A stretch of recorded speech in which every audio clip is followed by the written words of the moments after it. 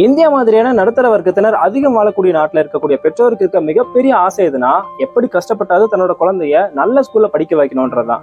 ஆனா அதுக்கு அவங்களோட பொருளாதாரம் மிகப்பெரிய ஒரு தடையா இருக்கும். அப்படிப்பட்ட பெற்றோருக்காக உதவி செய்யறதுக்கு இந்த ஒரு சட்டம் இருக்கு.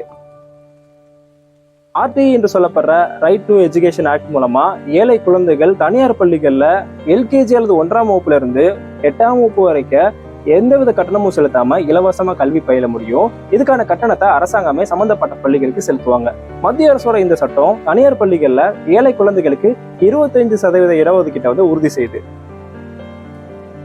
ஆர்டிஇ திட்டத்தின் கீழே சிறுபான்மை அந்தஸ்து பெறாத தனியார் நர்சரி பள்ளிகள், பிரைமரி பள்ளிகள், மெட்ரிகுலேஷன், சிபிஎஸ்இ, ஐசிஎஸ்இ பள்ளிகள்ல மாணவர்கள் வந்து இலவசமா மேல சொன்ன திட்டத்தின் மூலமா கல்வி பெற முடியும். தமிழ்நாட்டுல 8000க்கும் மேற்பட்ட பள்ளிகள்ல 1,10,000 சீட் வந்து இப்ப கரண்ட்ல இந்த திட்டத்தின் மூலமா இருக்கு. யாரெல்லாம் இதுக்கு அப்ளை பண்ணலாம்னா இதுக்கான எலிஜிபிலிட்டியை வந்து 2 கேட்டகரியா பிரிக்கிறாங்க. ஒன்னு வந்து வாய்ப்பு மறுக்கப்பட்ட சிறப்பு பிரிவினர், இன்னொன்னு வந்து பொருளாதாரத்தில் நலிவடைந்தவர். இப்ப வாய்ப்பு மறுக்கப்பட்ட சிறப்பு பிரிவினர்ல வந்து யாரெல்லாம் இருக்காங்கன்னா 3ஆம் பாலினத்தவர், மாற்றுத்திறனாளி, எச்ஐவியால் பாதிக்கப்பட்டோர், துப்புரவு தொழிலாளர், இவங்களோட குழந்தைகள்லாம் இருக்காங்க. இவங்களுக்கு தான் இதுல முன்னுரிமையும் கொடுப்பாங்க. ரெண்டாவது வந்து பொருளாதாரத்தில் நலிவடைந்த ஒரு பிரிவுல வந்து யார் வேணா அப்ளை பண்ணலாம். ஆனா அவங்களோட ஆண்டு வருமானம், குடும்பத்தோட ஆண்டு வருமானம் வந்து 2 லட்சத்துக்குள்ள இருக்கணும். இந்த திட்டத்துல வந்து பயன்படுறதுக்கு எப்படி அப்ளை பண்ணலாம்னா இதை வந்து ஆன்லைன்ல தான் அப்ளை பண்ணணும்.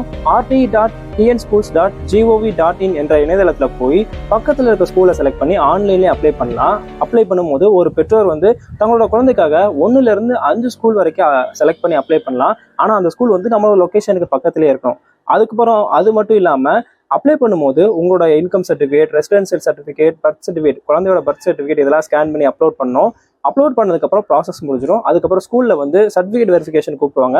வெரிஃபிகேஷன் அப்போ மேலே சொன்ன சர்டிஃபிகேட்லாம் ஸ்கூல்ல வந்து சப்மிட் பண்ணணும். இது அப்ளை பண்றதுக்கான லாஸ்ட் டேட் எப்போன்னு பார்த்தீங்கன்னா May 20 வரைக்கும் இதில் ஆன்லைன்ல அப்ளை பண்ணலாம்னு சொல்லியிருக்காங்க. ஸோ மறக்காம அப்ளை பண்ணுங்க.